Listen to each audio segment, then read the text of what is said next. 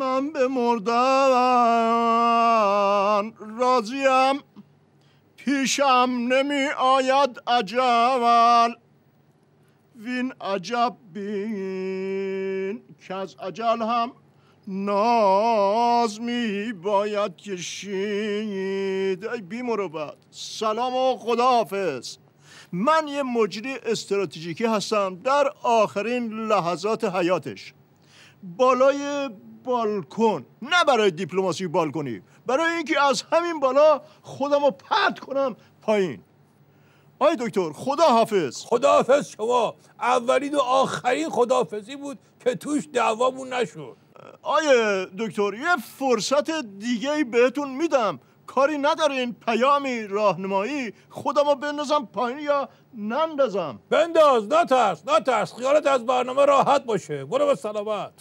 آیا دکتر فکر کنم براتون بهتره که یه برنامه دیگه با من داشته باشین، حداقل به عنوان یه خاطره. نه لازم نکرده، خاطره که زیاد دارم. برو، هم خودت راحت میشی هم من. ببین نه، راحتی من که مهم نیست آقای دکتر، یه راه حلی جلوام بذارین و از مرگ حتمی نجاتم بدی. خب راه حل همونجا جلوت هست دیگه، میتونی خودتو پرت کنی. ولی حالا که یه فینگیری از وضعیت صبح تا شب مقام عظما رو به چشم دیدی، دیگه خودتو لوس نکن، بیا تو استودیو. آقا یه چیزی پخش کنی تا این برسه تو استودیو.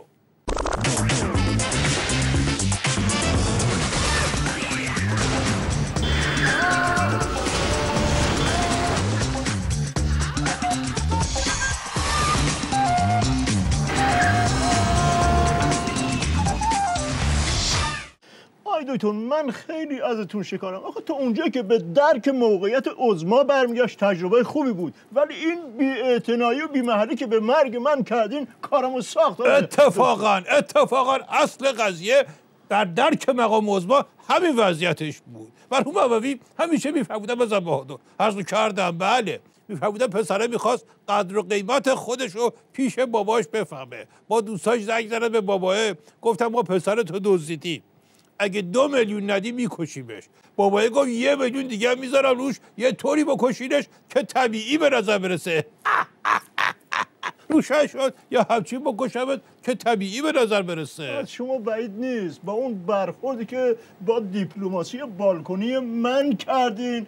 بریم با سر سوالات. ول کن آقای دکتر. آقای دکتر با توجه به موفقیت نظام تو تصویب قطعنامه شرم‌آور شورای امنیت که سانتریفوژمون رو از کار انداختن، عراق رو تعطیل کردن، موشک بی موشک، دست اندر کار هسته‌ای، همه خبردار، آماده بازجویی، اجازه دسترسی اونا تا جیک و پیک مقام عظما، بقیه‌اش هم که دیگه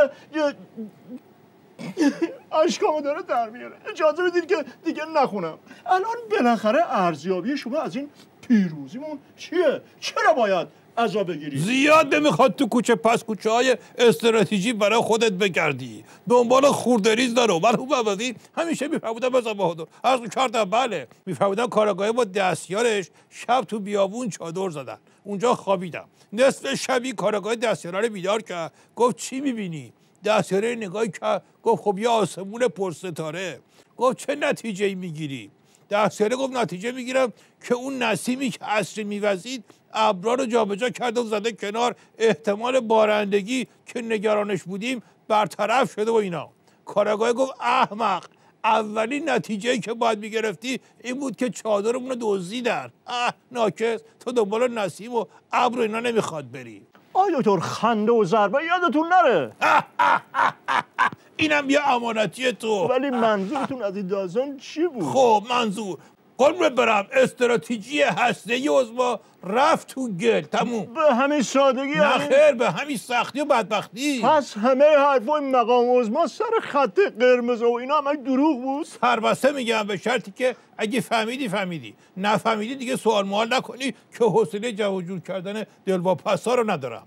کلاهی که تو ژنو ورداشتن تو وین گذاشتن تو کلمون، بدتر از اون. ما که نفهمیدیم بالاخره عزاداره یا جشن؟ شیخ فری و حاجی رفسنجانی میگن جشن، دلواپسا میگن عزا.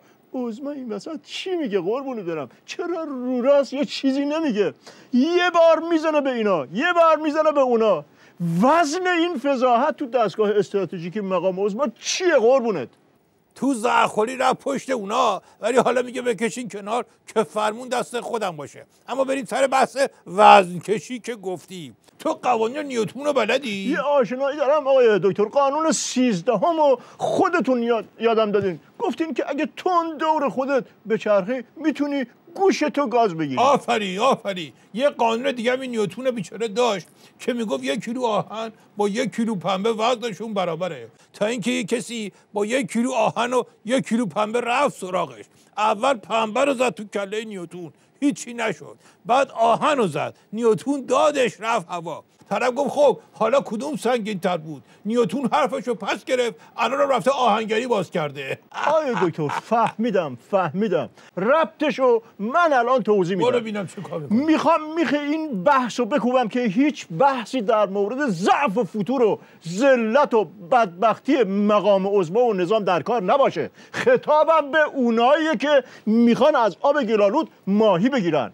اونا با یک قیاس ناجوانمردانه و تنفر انگیز و معالفارق زهرخوری مقام عظما رو با زهرخوری امام راحل مقایسه میکنن و نتایج خیلی خطرناکی میگیرن. الان همشون رو سرجاشون میشونم. ته حرفشون چیه؟ میگن امام زهر آتش بس رو که خورد 1 سال بعد مرد. تازه کمتر. حالا مقام عظما که زهر بدتر از اون خورده چقدر طول میشه که زبونم لار فلنگو ببنده؟ خب ولی اونها نمیدونن که شرایط فرق کرده. نمیدونن که امام قدرت داشت با یه خورناس همه رو خفقون میداد و مینشون سر جاشون. ولی مقام عظما که اینطوری نیست، خیلی ضعیفتره. اصلا ولش کن.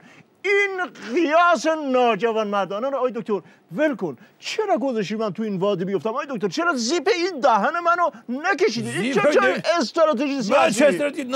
این زیپ اصلا کشیدنی نبود که تو از اول بدبخت عظما رو زدی داغون کردی، اینجوری کردی، فلنگشو بستی. خودت یادم دادی تو به عنوان ابر استراتژیست نظام رو به خاک سیاه نشوندی. بیادی که این بدبخت رو نمیتونه